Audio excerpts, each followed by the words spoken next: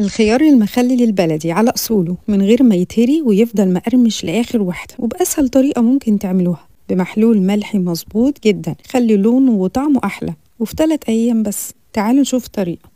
زي ما قلنا خيار بلدي، ياخد بالنا الطريقة دي للخيار البلدي بس مش الخيار اللي هو بيبقى صوب، يعني ما ينفعش فيه خالص الطريقة دي لأنه بيبقى كله مية من جوه وبذور كده. جبت الخيار وغسلته وصفيته، خليت منه الصغير اللي هخليه سليم وخليت منه الوسط زي كده أو الكبير شوية إن أنا أقطعه بالطريقة دي. تقسموها بالنص وتقطعوها بالورب، وممكن جدا برضو خيارة وهي سليمة كده وبتقطعوها، طبعا الطريقة اللي تعجبكم تمام، المهم ما يكونش رفيع عشان ما يتهريش برضو. طبعا هنحتاج معاه شوية تحابيش كده وإضافات زي الفلفل الحار، وأفتحه لو حجمها صغير بفتحها كده بسن السكينة أو أقطعه، وشوية من حبة البركة وتوم متقشر وجزر مبشور. والهريسة دي احنا عملناها مع بعض قبل كده، عبارة عن فلفل أحمر حار مفروم في الكبة مع رشة ملح بسيط. البرطمانات اللي احنا نستخدمها طبعا بيفضل في المخلل البرطمانات الإزاز، بس طبعا لو مش موجودة مفيش مشكلة، هحط في الأرضية ورق لورا وشوية من حبة البركة ومعلقة من الهريسة وشوية جزر وأحط الفلفل الحار.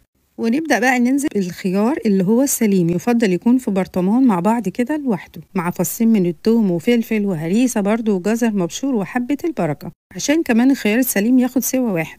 نفس الخطوات دي في البرطمان التاني، وحطيت الخيار المقطع في النص كده برضو نحط فلفل حار وبرضو هريسة، برضو ما ننساش فص الثوم المقسوم نصين في كل برطمان. نعمل محلول الملح المهم جدا، ده لتر من المية لازم يكون مغلي ومتبرد، يكون حوالي 4 كوبايات. كل كوباية من المية ليها معلقة ملح، مش مليانة بشكل هرم يا جماعة، معلقة ملح عادية. الخل كل كوباية ليها نص معلقة صغيرة بتاعة الشاي من الخل. المكون بقى اللي بيخلي الخيار مقرمش لآخر واحدة هو السكر، لكل كوباية مية نص معلقة صغيرة من السكر. بعد كده اضيف معلقه هريسه ومعلقه كبيره او معلقتين من الجزر المبشور. هتقولوا لي احنا ضايفين في البرطمان، هقول لكم والله يا جماعه بتفرق جدا، طعم الميه نفسها اللي بتخلي الخيار لما تكون متحبشه كده قلبوها حلو قوي. وبعد كده ضيفوا بقى الميه في البرطمانات ونملى الميه على الاخر ونغطيها ببلاستيك راب او كاس حفظ الطعام، تقفلوها كويس تقلبتين كده عشان نضمن ان المحلول الملحي مغطي الكل وواصل لارضيه البرطمان. نحط تحتيها صينيه علشان ممكن بينزل ميه منه اثناء التخليل. 3 ايام بس وتعالوا شوفوا الجمال والطعامه دي. ده بقى ملوش علاقه بالخيار المخلل السريع اللي بيتعمل في 4-5 ساعات، ده طعم تاني خالص، ده خيار بلدي على اصوله، لونه حلو ومستوي. الخيار زي ما انتم شايفين مقرمش، كان نفسي تسمعوا صوت القرشه بتاعه الخيار ده السليم، شوفوا جميل ازاي، حلو جدا من جوه اهو. والدقه بقى والتحبيشه خطيره، هو جنب اي اكله بيفتح النفس. نصيحه اعملوا كميه لانه بيخلص بسرعه. بس لو عجبكم تقولوا لي رايكم في كومنت جميل زيكم، واكتبوا لي نحب نعمل وصفات ايه مع بعض الفتره الجايه. وصحتين وهنا يا رب.